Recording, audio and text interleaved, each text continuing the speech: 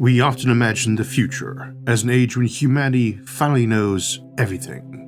But the universe may have horizons that even 1 billion years of science cannot cross. Humanity has spent its entire history turning mystery into machinery.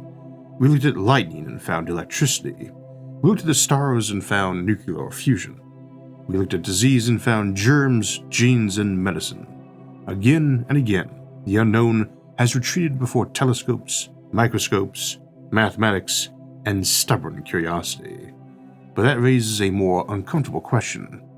Are there things no human will ever know? Not because we are lazy, not because we are young, not because we have not built a big enough computer or a better telescope yet, but because the universe itself may place limits on what can be seen, measured, calculated, preserved, or understood. Some ignorance is temporary, some ignorance is practical, some ignorance is permanent, and some may come from asking a question reality does not know the answer to. So today we are asking, what are the limits of human knowledge? Not just mysteries we have not solved yet, but horizons beyond which even 1 billion-year-old civilization might still have to shrug and admit that some doors do not have handles to let us open them. We will be looking at the horizon of observation, where parts of the universe are forever out of reach. The horizon of measurement, where looking too closely can destroy the thing you hope to see. The horizon of computation, where an answer may exist but require more work than the universe can afford. The horizon of meaning, where data survives but understanding dies. And finally, the horizon of mind and wisdom, where the question is not merely what we can know, what sort of creatures we must become to use that knowledge well. So, grab a drink and a snack, and let's go walking along the shoreline of the unknown. The horizon of observation. The first and most obvious limit on knowledge is that we cannot observe everything. That sounds simple, but it's easy to forget just how deep that statement runs. We live in a universe with a speed limit. Light does not travel instantly. Gravity does not travel instantly. Information itself has a maximum speed, and that means the universe is not a single shared now, available to anyone who builds a big enough sensor. When we look at the moon, we see it as it was a little over a second ago. When we look at the sun, we see it as it was about 8 minutes ago. When we look at the nearest large galaxy, Andromeda, we see it as it was around 2.5 million years ago, when our ancestors were just learning to make crude tools and probably not arguing about epistemology. The deeper we look, the older the universe becomes. That is beautiful, but is also a warning. We do not see the universe as it is. We see our past light cone. We see the portion of reality whose signals had enough time to reach us. Beyond that lies the unobservable universe. It may be only a little larger than what we can see. It may be enormously larger. It may be infinite. We have reason to suspect our observable universe is not the whole thing, because it would be rather suspicious, not to mention scientifically ironic, if all of reality happened to be a sphere centered on Earth. History has not been kind to that sort of thinking. But suspicion is not observation. Observation says we are the center of the universe. Nonetheless, we can infer, we can model, we can say the same physics probably continues beyond our horizon. We can use cosmic inflation and the large-scale uniformity of the universe to argue what lies beyond our sight is likely more universe, not a brick wall painted with galaxies. We cannot point a telescope there and check. That distinction matters. A thing can be real and still be forever beyond direct evidence. There may be galaxies whose light will never reach us. There may be civilizations whose entire rise and fall occurs outside our cosmic horizon. Indeed, it should be nearly all of them. There may be regions of space with histories as rich as ours, with stars, worlds, oceans, wars, symphonies, and ruins. And if they are not part of our observable story, they exist perhaps, but not for us. And this is not just the limit of our current era. It gets worse with time. Cosmic expansion is carrying distant galaxies away from us. The universe is not expanding into space. Space itself is expanding. Far enough away that expansion carries regions apart, faster than light can bridge the growing distance. That does not violate relativity, because nothing is moving locally through space faster than light. Instead, the stage is stretching. Nonetheless, that does mean that not only can some things travel faster than light, but that almost everything in the observable universe does. This is the result of people oversimplifying the explanation of relativity, though, not a contradiction to the limit on FTL travel between places. We have other episodes explaining that, like the edge of the universe, if that's still a bit unclear, which it probably is. I was well into grad school as a physicist before it made much sense to me, though the explanation is not very arcane or complex, just a bit obscure, and again, see that episode. In any event, eventually most galaxies outside our local, gravitationally bound neighborhood will fade beyond reach. Their light will redshift, dim, and disappear. A civilization born in the far future may look out and see only its own island of stars, surrounded by darkness. It may develop brilliant physics, build instruments beyond our imagination, and still lack evidence we currently possess. In deep time, the universe does not merely become emptier, it becomes less knowable. That is a strange thought. We often imagine future civilizations knowing more than us, and in many ways they should, but some knowledge has an expiration date. Evidence can vanish, signals can dilute, events can pass beyond causal contact. Cosmic history can become the archaeology of a vanished sky. This is the first horizon, the horizon of observation. The universe is not merely bigger than our maps, it is bigger than mapping allows, and that's even assuming there isn't an even wider cosmos of multiverses. All that is, and was, and ever will be, might stretch off at right angles to reality. And that should make us cautious about any claim to final knowledge.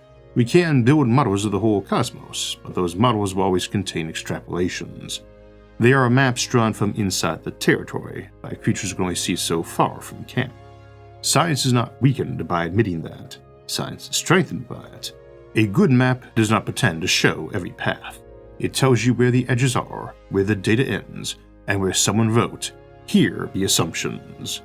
And that brings us to the other end of the scale, because the universe does not only hide things by being too large, it also hides them by being too small. The horizon of measurement. We often picture better knowledge as a matter of zooming in, build a better lens, build a stronger microscope, use shorter wavelengths, look closer.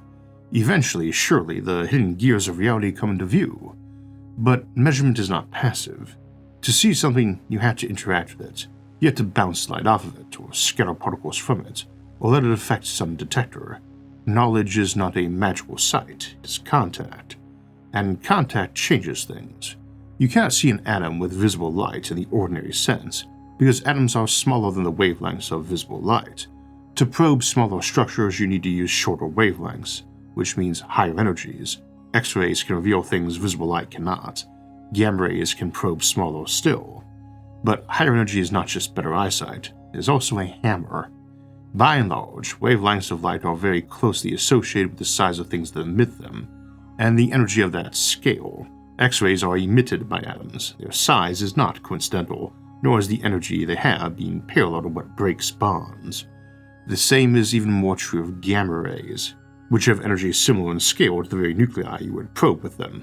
The smaller you go, the more energetic particle you have to use to detect things, and the less energy that structure can handle.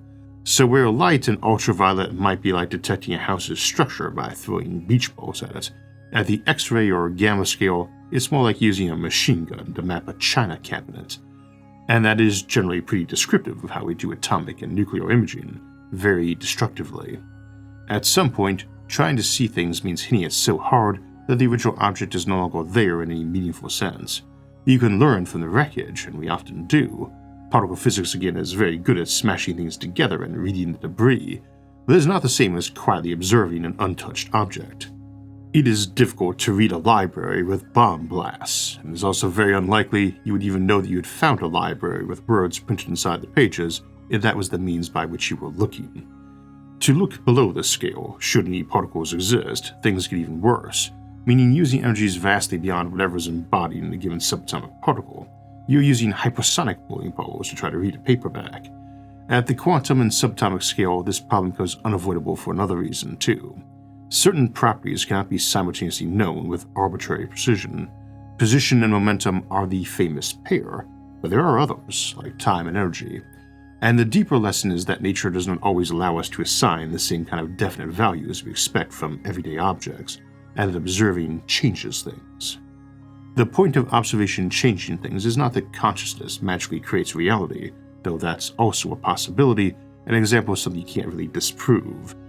Rather, the point is that measurement is physical. It is an interaction governed by the same rules as everything else. The observer is not outside the universe, peeking in through a window. The observer is part of the universe, poking another part of the universe and watching what happens. At still smaller scales, we run into the Planck frontier. The Planck length is often casually described as the smallest possible length, though it might be better to say it is the scale where our current theories stop giving clear answers and quantum gravity becomes unavoidable. Trying to probe distances smaller than that may require so much energy concentrated into so tiny a region that the measuring probe collapses into a black hole. This does not prove that nothing smaller exists in the absolute sense, though as we discussed in our string theory episode, we have good reason to think that is the end of the line, and even strings are basically of a scale with those foundational particles we already know of. Your elemental particles, like the electron, are not made up of strings, they are a string. Regardless, what it does suggest is that our familiar idea of smaller may stop working. Space and time may not be smooth all the way down. Asking what happens below that scale might be like asking what is north of the North Pole. The words are grammatical, but reality may not contain the thing the sentence is looking for.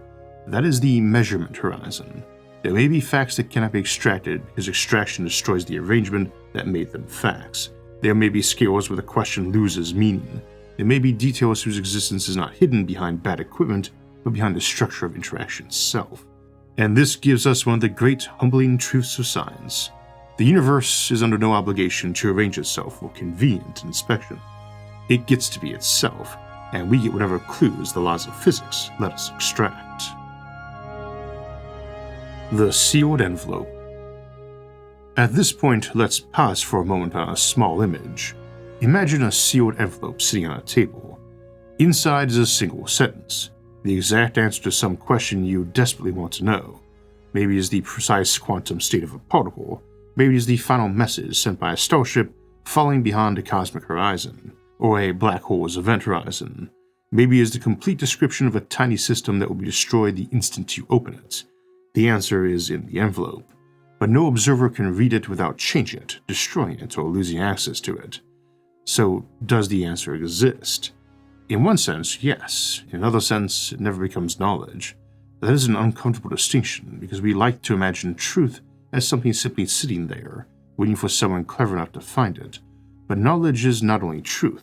Knowledge is truth made available to the knower through some reliable process. This is one of the insights of information theory. Information is not just a pile of symbols, it is what reduces uncertainty. A message that can never be received, decoded, or checked may still be real in some abstract sense, but cannot inform anyone.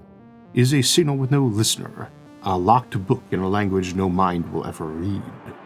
And even the book itself has limits. Physics does not let us pack infinite detail into a finite box. The Bekenstein bound tells us that any finite region of space with finite energy has a maximum information capacity, at least before gravity starts making very strong objections. Try to cram too much information or too much energy into a too small a region, and eventually you are not building a better archive, you're building a black hole. So the sealed envelope is not just a philosophical image. It is a reminder that knowledge needs access, interpretation, and storage. Truth has to cross a bridge before it becomes knowledge, and some bridges cannot be built. There may be truths that exist without ever becoming knowledge, or at least without ever becoming knowledge to us. And now we come to a third limit, one that is less dramatic than black holes and cosmic horizons, but just as important. The problem of answers that may exist, but are too large, too sensitive, or too expensive to calculate. The Horizon of Computation. Some things are too complicated to calculate. Not impossible in principle, not forbidden by the laws of physics. Just too big, too sensitive, too chaotic, or too expensive. Take the weather. We understand a lot about weather. We have satellites, supercomputers, atmospheric models, and centuries of observations. We know all the science of how these particles interact and what effects are in play. Forecasting has improved enormously. Yet everyone still knows the experience of checking the forecast, planning the day, and then getting rained on anyway, because the atmosphere has a sense of humor and apparently dislikes picnics. As I write this in early May here in Northeast Ohio, my wife is out in the garden throwing covers over her new plants because the weather just pronounced an unexpected frost warning tonight. Weather is not random the way dice are random. It is governed by physical laws. Tiny differences in initial conditions can grow into large differences later. The famous butterfly effect is not really about butterflies controlling hurricanes like tiny-winged sorcerers. It's about sensitivity.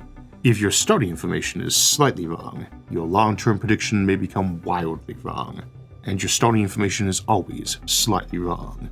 Indeed, you have a maximum accuracy you could have with initial positions of air in our atmosphere, where your various radars and lasers have to be so numerous and high-powered they generate a large and unpredictable distortion in the air from the heat energy released by them. Now, expand that problem. Try predicting an ecosystem, or an economy, or a war, or a civilization, or the precise path of technological development over the next 1,000 years. Every person becomes a variable, every invention changes the system, every prediction once published can alter the behavior it predicted. A forecast about the market can move the market. A prophecy can fail because people believe it, or come true because people believe it. Humans are obnoxious that way, nor can some super-intelligent mega-computer get around this. Such accurate predictions of such chaotic systems requires exponentially more processing power for each extra step of complexity and accuracy, and for each extra step forward in time. This is one reason futurism is not prophecy, at least not on SFIA. For me, futurism is scenario cartography, not predicting specific dates and outcomes. We map possibilities, we identify constraints, we ask what physics allows, what incentives encourage, what engineers require, and where failure modes may appear. We do not get to write the year 2525 in ink and declare it settled. Now, a sufficiently powerful computer might do better, of course, but that brings us to Laplace's demon, the imagined intellect that knows the position and motion of every particle, and can therefore calculate the entire future and past of the universe. It is a beautiful idea, and one that works even better if that demon is doing all the calculating from another universe where its engines reside. But it is also the sort of idea that works best before you invite quantum mechanics, chaos, thermodynamics, relativity, finite memory, and actual engineering into the room. And even before we get to the hardware, mathematics itself gives us reasons for caution. Gödel's incompleteness theorem show that any sufficiently powerful formal system, if it is consistent, will contain true statements it cannot prove from within its own rules. That does not mean math is broken, or that any random claim gets to declare itself beyond proof and win the argument. It means formal reasoning has horizons too. You can sometimes step outside that system and prove the statement from a larger one, but then the larger system has its own blind spots too. A predictor inside the universe has that problem, and more, because also part of the universe is trying to predict. It needs memory, energy, time, and physical structure. To perfectly simulate the universe may require resources comparable to the universe, and if your model is as complex as the thing being modeled, you have not escaped the problem.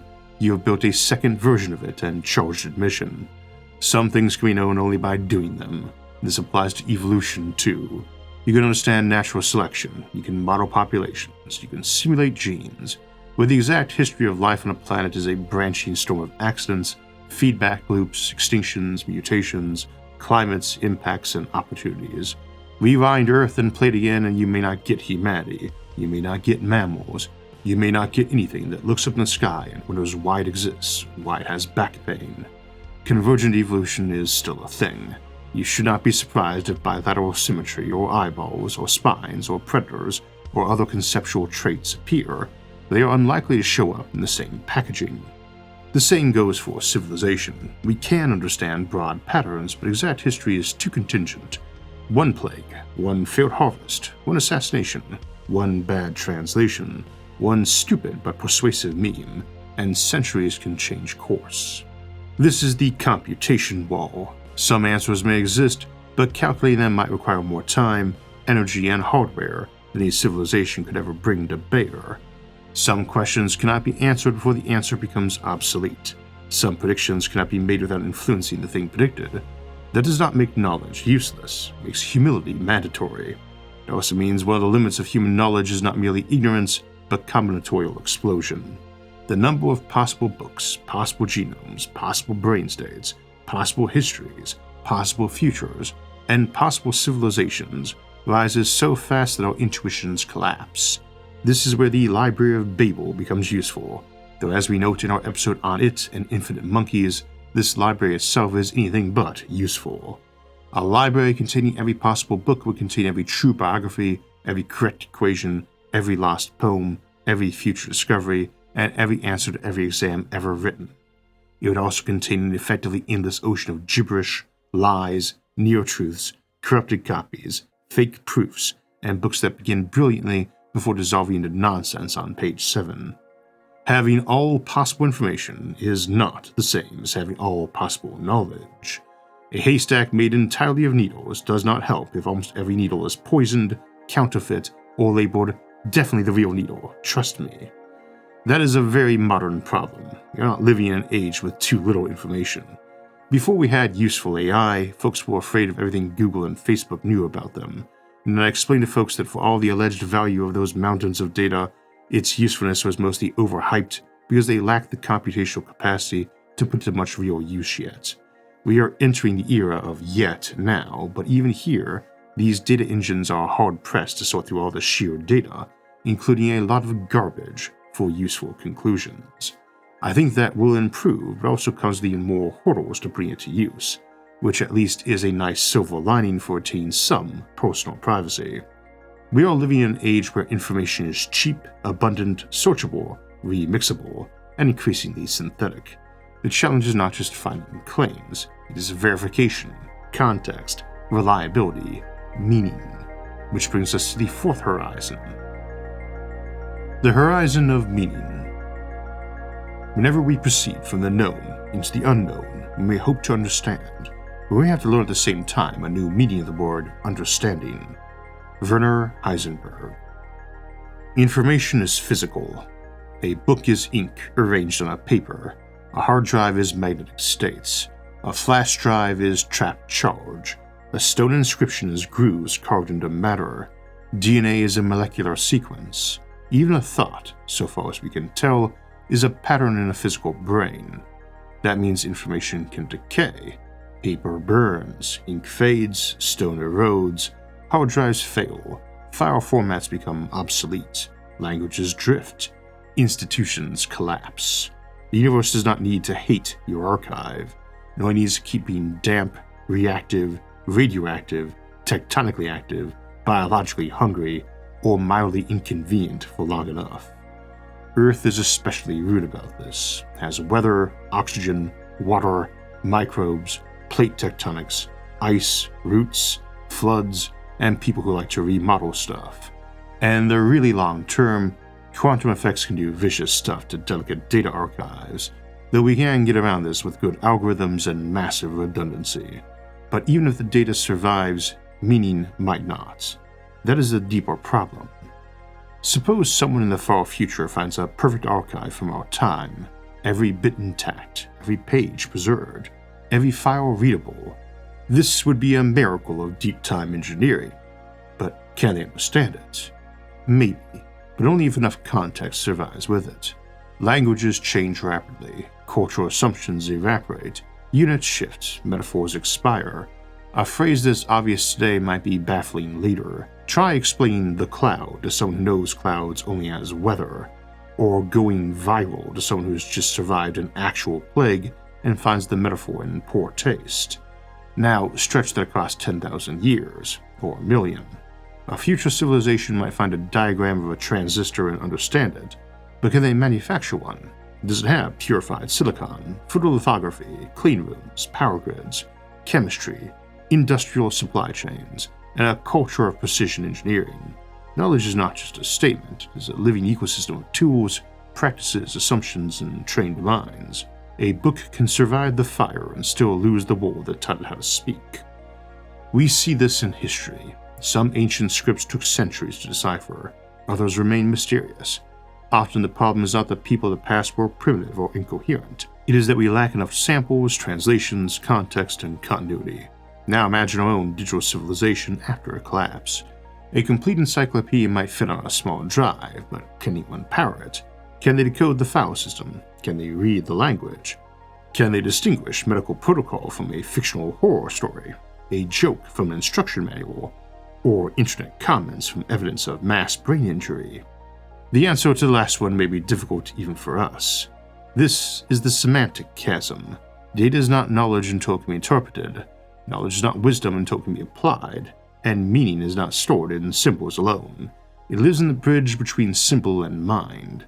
This matters for deep time, for archaeology, for civilizational survival, and for any future attempts to preserve humanity's knowledge across catastrophes and cosmic ages.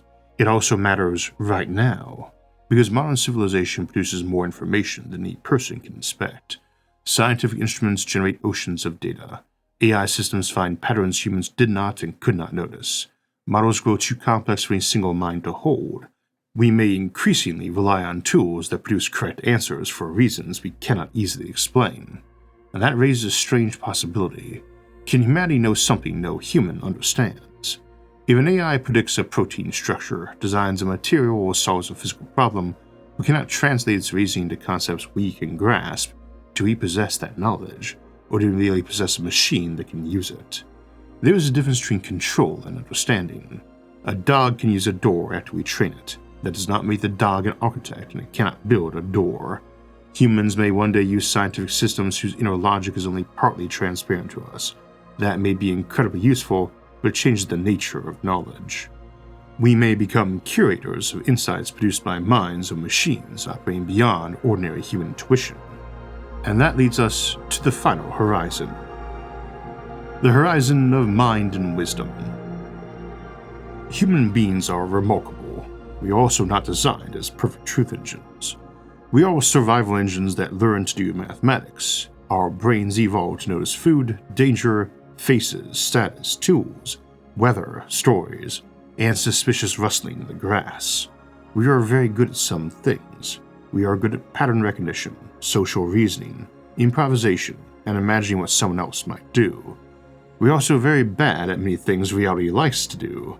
We struggle with huge numbers, we struggle with deep time, we struggle with probability, we struggle with randomness. We see agency where none might exist, and miss systems where no single villain is available to glare at. We prefer vivid anecdotes to bland statistics. We are very impressed by confidence, which is unfortunate, because confidence is cheap, and reality does not accept it as payment. But this does not make us stupid, it makes us specialized. A brain built for surviving Earth's surface is now trying to understand quantum fields, black holes, climate systems, genome editing, artificial intelligence, and the long-term fate of the universe. That is like asking a stone axe to perform neurosurgery. The impressive thing is not that it struggles, the impressive thing is that it sometimes succeeds. And it succeeds because human knowledge is not just individual intelligence, it is civilization. Writing lets memory outlive the skull. Mathematics lets us reason beyond intuition. Instruments extend our senses. Peer review lets people who dislike each other cooperate in the noble project of finding mistakes. Libraries, universities, laboratories, observatories, and now computers and the internet allow a species of clever apes to think with more than one brain at a time. Civilization is the prosthetic mind. It does not make us omniscient, but lets us become more than our instincts. The danger is that knowledge often arrives before wisdom. Nuclear physics gave us insight into the hearts of stars, and also weapons that could burn cities. Biology gives us medicine, agriculture, and the possibility of engineered plagues. Computing gives us discovery, communication, and surveillance. Artificial intelligence may become a telescope for ideas, or a mirror that flatters every delusion we bring to it. So one limit of human knowledge is not whether we can discover something, it is whether we can survive discovering it. There may be knowledge that is technically accessible but socially dangerous. There may be tools that require institutions, ethics, and restraints before they can be used safely. There may be discoveries where the real test is not intelligence but maturity. A civilization does not survive by discovering everything it can as quickly as possible. It survives by learning what to do with the discovery. That is a sobering thought, but not a pessimistic one. Wisdom is also something that can grow, slowly, unevenly, often after painful mistakes, but it can grow. Institutions can improve. Norms can form. Dangerous knowledge can be handled with caution. Not perfectly and never permanently, but better than before. And perhaps that is the central lesson. The limits of human knowledge are not one wall. There are many horizons. Some are physical, like the speed of light and the cosmic horizon. Some are quantum, where measurement cannot be separated from interaction. Some are computational, where the answers exist, but the calculation is larger than the problem permits. Some are semantic, where data survives but meaning dies. Some are biological, built into brains evolved for survival rather than omniscience. Some are existential, such as whether free will or purpose exist, where truth may be elusive, uncomfortable, or even corrosive if handled badly. And some are moral, where knowing more demands becoming wiser than we usually have been. Now, before we head to the final mystery, let me ask you to help the channel out in the usual way. If you're enjoying the episode, hit the like button, subscribe if you've not already done so, and tap the notification bell so you not miss future episodes. And leave a comment too. What do you think is the hardest limit on human knowledge? Is it physics, computation, language, the human mind, or something stranger still? I always enjoy seeing what folks think, and comments help tell YouTube this is a discussion worth sharing. This month we're talking about ocean worlds, and one of the recurring themes is that the sea is not just empty space between places that matter. On many worlds, it may be the place civilization happens. Dark, deep, pressurized, stable, and full of strange possibilities. That is also why Gods and Monsters from Curious Archive on Nebula is such a fun adventure. It explores the deep ocean as a place where real creatures and old myths start to blur together. Krakens, glowing life, giant predators, and ecosystems strange enough to make ancient sailors seem less superstitious and more like underfunded field researchers with poor lighting. It's a good reminder that Earth already has something very close to an alien world, and Nebula is a good home for that sort of deeper, stranger science and storytelling. You also find my SFIA catalog there, including monthly exclusives, like this month's exclusive Colonizing Ocean Worlds, Subaquatic Settlements, bonus episodes, and regular episodes early and ad-free. You can use my link or the QR code to get 50% off an annual plan, or 40% off lifetime access, and it directly supports SFIA and the other creators making these shows. The Expanding Shoreline. So, where does this leave us? It would be easy to hear all of this and think it sounds bleak. We cannot see everything. We cannot measure everything. We cannot compute everything. We cannot preserve everything. We cannot understand everything. But that is not bleak, that is normal. Science was never the promise of omniscience. It was never a guarantee that every mystery would die. Rather, science is the method by which mystery becomes structured. It turns darkness into questions, questions into tests, tests into models, and models into tools. Science also rests on assumptions it cannot prove from inside itself, which is a reminder that even the best tool has a limit, and also a handle, because someone must choose how to wield it.